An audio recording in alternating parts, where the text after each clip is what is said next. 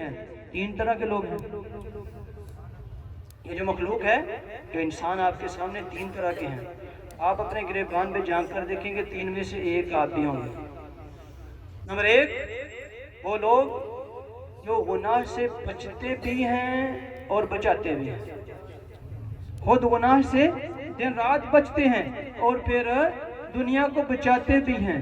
Number دو، جو گناہ سے بچنے کی کوشش کرتے ہیں لیکن گناہ ہو جاتا ہے۔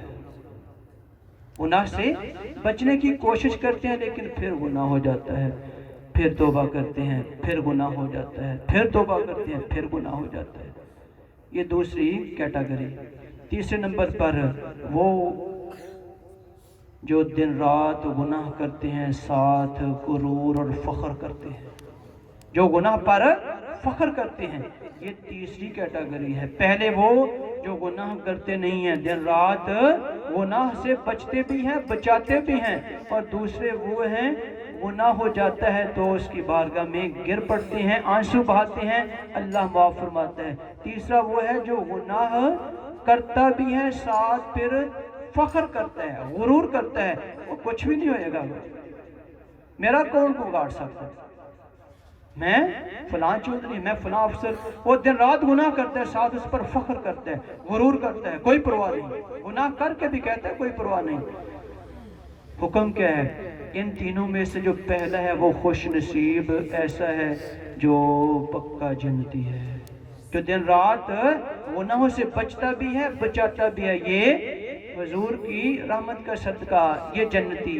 اور دوسرا گروہ کون سا ہے؟ دوسرا جو گناہ ہو جاتا ہے پھر توبہ کرتا ہے، گناہ ہو جاتا ہے پھر توبہ کرتا ہے، نادم ہوتا ہے، شرمندہ ہوتا ہے، آنسو بہاتا ہے۔ اس کے بارے میں حکم یہ ہے کہ اس کی توبہ اللہ کی رحمت سے امید ہے قبول ہو جائے گی، اس کی توبہ اللہ قبول فرما لے گا، یہ بھی بچ جائے گا۔ تیسرا وہ جو گناہ کرتا ہے پھر اڑ جاتا ہے اور کہتا ہے میرا کون کوئی بگاڑ سکتا ہے۔ فرمایا یہ جو تیسرا بندہ ہے، فقہا فرماتے ہیں یہ تیسرا بندہ، اس کی بخشش کی کوئی ظاہری صورت نظر نہیں آ رہی، اس کی بخشش کی کوئی ظاہری صورت نظر نہیں آ رہی۔ کیوں؟ یہ گناہ بھی کرتا ہے اور اس مالک کے سامنے غرور بھی کرتا ہے۔ اب اس کا بچنا مشکل ہے۔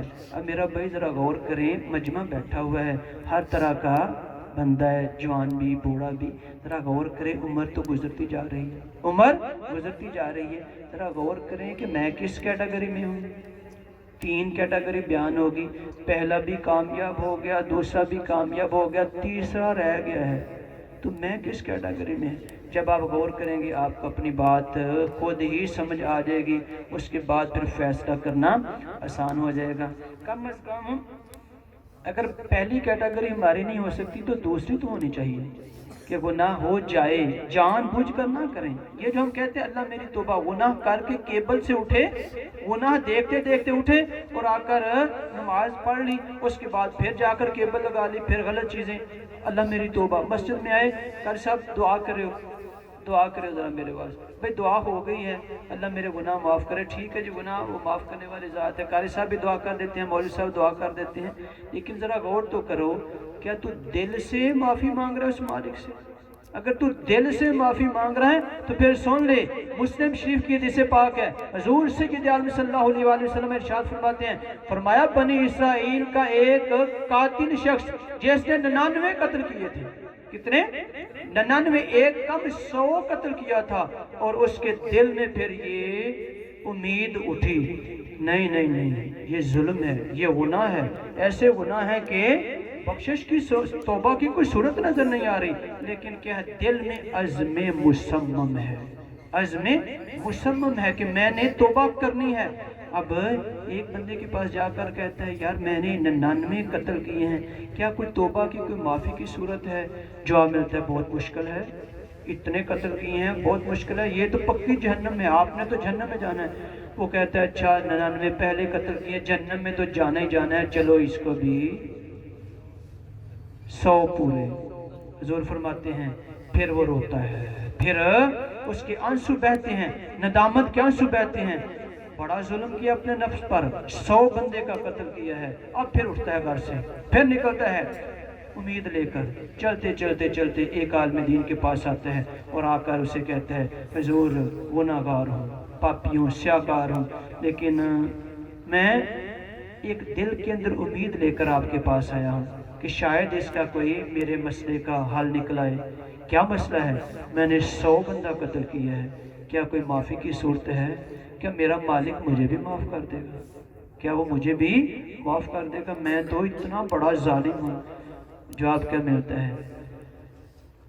ہاں معافی کی صورت ہے بھائی، معافی کی صورت ہے۔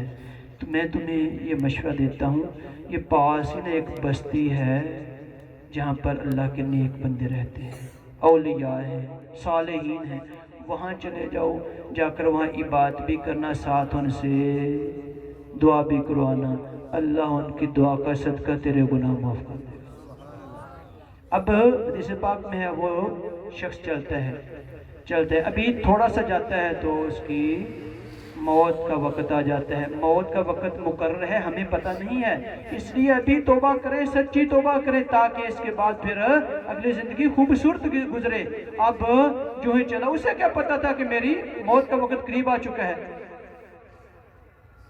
اب وہ رستے میں ہی اس کا انتقال ہو جاتا ہے۔ اب پتہ کیا ہے، جب وہ گرتا ہے، اس کا کوشش وہ کرتا ہے اپنی چھاتی کے ساتھ آگے زور لگائے، جتنا میں آگے جا سکتا ہوں، سانس جب تک چل رہے ہیں اتنا تو جاؤں، جتنا ہو سکتا ہے گھسٹ کر تھوڑا سا آگے ہوتا ہے اور اس کی روح پرواز ہو جاتی ہے۔ اپنے ٹائم کے مطابق بھائی 8:30 میں نے بس بھائی اگلے ہفتے پھر سے ٹائم سے 1 منٹ بھی، میں نے کتنے منٹ رہ گئے ہیں؟ 1 منٹ رہ گیا۔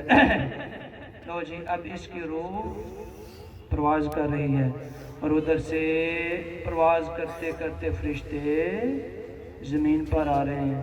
اب اس کو لے کے جانا ہے تو کدھر جائیں؟ جنتی بھی آ جاتے ہیں اور دوزخ میں لے کے جانے والے بھی فرشتے آ جاتے ہیں۔ اب فیصلہ کرنا ہے رب نے۔ اگلے ہفتے انشاءاللہ بیان کروں گا پھر کیا فیصلہ ہوتا ہے۔ اللہ تبارک و تعالیٰ سے دعا ہے خالق کائنات ہمیں عمل کی توفیق دے اور توبہ کی توفیق عطا فرمائے۔ وآخر دعوانا الحمدللہ رب العالمین۔ ٹائم پورا ہو گیا جی، اب انشاءاللہ ذکر ہوگا اور اس کے بعد پھر دعا ہوگی۔